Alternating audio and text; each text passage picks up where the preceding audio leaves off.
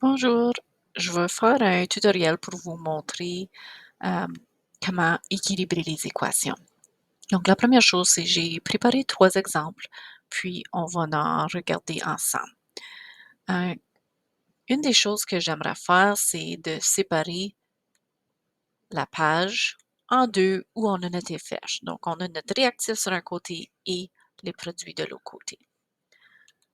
Maintenant, quand on va les regarder, on va séparer qu'est-ce qu'on a en différentes sections. Puis moi, j'aime utiliser des couleurs pour démontrer les différentes parties. Donc ici, si je prends un bleu pour aluminium, je vais en mettre un aluminium ici, puis je peux voir que de l'autre côté, j'en ai deux. Donc, un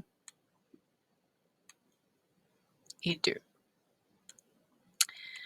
Maintenant, la deuxième chose, c'est j'ai du OH. Mais si je regarde de l'autre côté, j'ai pas du OH de l'autre côté. Ça veut dire qu'il va falloir que je sépare les oxygènes et les hydrogènes. Donc, pour mes oxygènes ici, j'ai un 3. Donc, je vais prendre une différente couleur. Donc, je vais prendre vert pour l'oxygène. Donc, j'ai 1, 2 et 3 oxygènes ici. Puis là, je vais aller voir les oxygènes de l'autre côté. Donc, j'ai 1, 2 et 3. Ah, puis j'ai un autre oxygène ici. Maintenant, il me reste l'hydrogène, donc je vais choisir une autre couleur encore. Puis encore, il y a 3 qui va avec chacun des hydrogènes. Donc, j'en ai 1, 2, oups, et 3. Puis de l'autre côté, H2, j'en ai 2. 1 et 2. Maintenant que j'ai mis toutes les couleurs, j'aime encercler en petits paquets qu'est-ce qu'on a euh, pour démontrer. Ça va ensemble. Donc, je fais des cercles alentour. Maintenant, je peux aller regarder pour voir, OK, qu'est-ce qui n'est pas balancé, qu'est-ce qui est balancé. Donc, si je commence ici, je regarde que j'ai un bleu, puis de l'autre côté, j'en ai deux. Donc, il faudrait que j'augmente le quantité de bleu. Donc, pour le faire, il faut que j'augmente tout ce qu'il y a. Donc, je vais copier ça, puis je vais refaire tous mes paquets parce que ça va tout ensemble. Donc, je n'ai besoin de deux. Donc, maintenant, j'ai deux. Donc, je peux voir ici. Là, si je regarde mes rouges, j'ai 1, 2, 3, 4, 5, 6 rouges, puis je n'ai seulement 2 ici. Donc, il faut augmenter. Donc, encore une fois, quand je vais le faire, je vais prendre tout ce qui est dans mon paquet, puis je vais en faire un autre paquet. OK, 1, 2, 3, 4. J'ai pas assez. Donc, je vais mettre un autre paquet ici. Donc, 1, 2, 3, 4, 5, 6. 1, 2, 3, 4, 5, 6. Maintenant, j'ai 6 rouges sur les deux côtés. J'ai deux bleus. J'ai deux bleus. Là, je vais vérifier mon oxygène qui est vert. Donc, 1, 2, 3, 4, 5, 6 sur le côté des réactifs.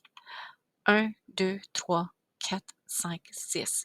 Donc, maintenant, je peux voir que j'ai les mêmes quantités sur les deux côtés. Donc, de là, je peux compter combien de paquets que j'ai eu pour chacun. Donc, si je m'en vais écrire maintenant combien de paquets j'ai. Deux paquets, un paquet, j'ai pas besoin d'écrire un 1. Puis ici, j'en ai 3 paquets. Donc, la première équation est maintenant balancée. Maintenant, pour notre deuxième équation, on va encore séparer nos produits de nos réactifs pour qu'on puisse bien voir comment ils devraient être balancés. Donc, je vais utiliser le même format où ce que je vais choisir des couleurs pour représenter les différentes molécules. Donc, je vais commencer avec mon magnésium, puis je vais prendre bleu. Donc, j'ai un magnésium ici, puis de l'autre côté, j'ai un autre magnésium. Donc, ça c'est correct. Là, je vais prendre vert pour mon zinc. Donc, j'ai un zinc ici, puis j'en ai un autre là. Puis, Maintenant, je vais regarder, j'ai du NO3. Maintenant, si je vérifie de l'autre côté, mon NO3 est déjà là.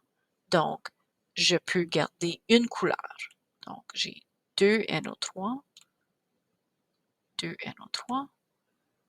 Puis de l'autre côté, NO3, j'en ai 2 et j'en ai 2. Donc, la prochaine étape, ce serait d'encercler tous mes paquets de qu'est-ce que j'avais pour commencer avec. Donc,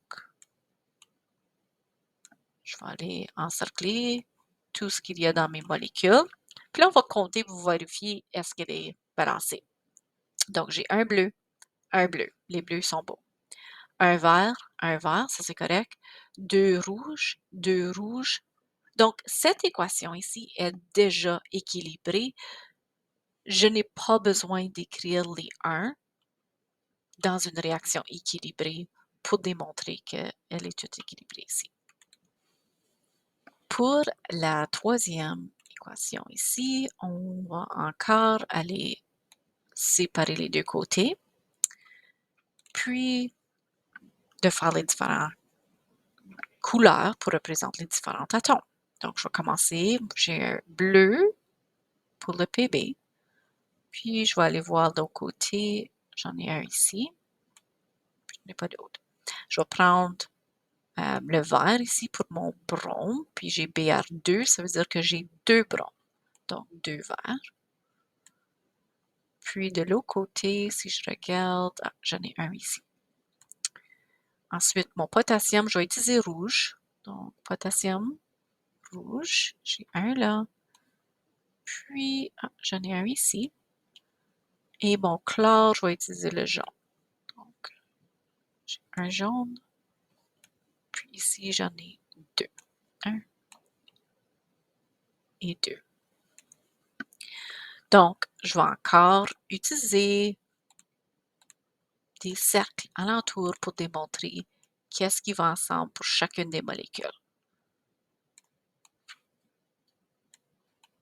Donc, tout ça, ça va toujours ensemble comme paquet. Donc, quand on les augmente tout ensemble. Donc là, si je regarde, je vais commencer, je vais compter mes bleus. Donc, un bleu. OK, j'ai pas besoin de changer mon bleu. J'ai 2 verts ici. Ah, puis j'en ai un là. Donc, ça veut dire que je dois augmenter ici. Donc, si j'augmente, je vais augmenter tout le paquet. Donc, maintenant, j'ai 2 verts, puis j'ai 2 verts. Je vais compter. J'ai un rouge et maintenant, j'en ai 2. Donc, ça veut dire que je dois augmenter de ce côté-ci. Donc, je vais copier, puis je vais augmenter tout le rouge.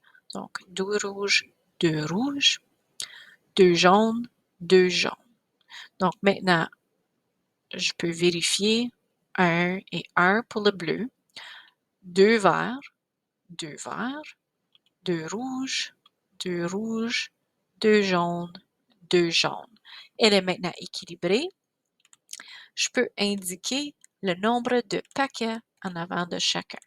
Donc ici, c'est un paquet. Je n'ai pas besoin d'écrire un. Ici, j'ai 2 paquets, un paquet et 2 paquets. Elle est maintenant équilibrée.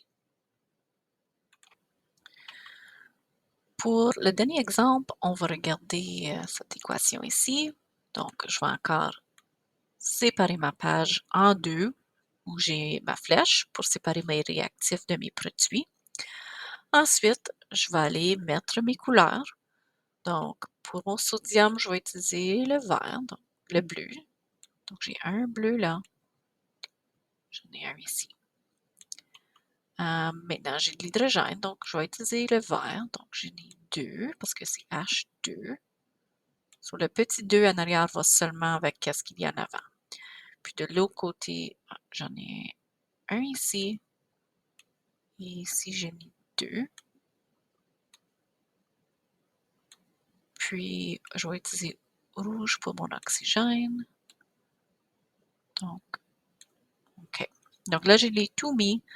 Je vais aller encercler qu'est-ce qui va ensemble par molécule. Donc, sodium, eau, NaOH, puis H2.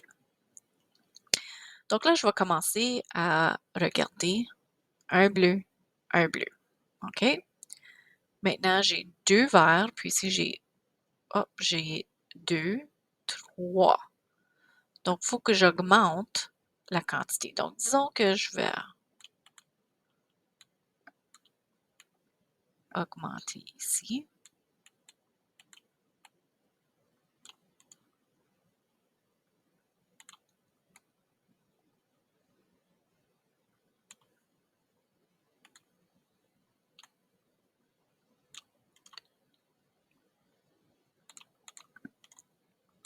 OK, donc là, maintenant, j'ai 1, 2, 3, 4. Mais 3, 4, c'est encore pas pareil, mais je vais l'essayer d'ajouter ici. Donc, je vais aller.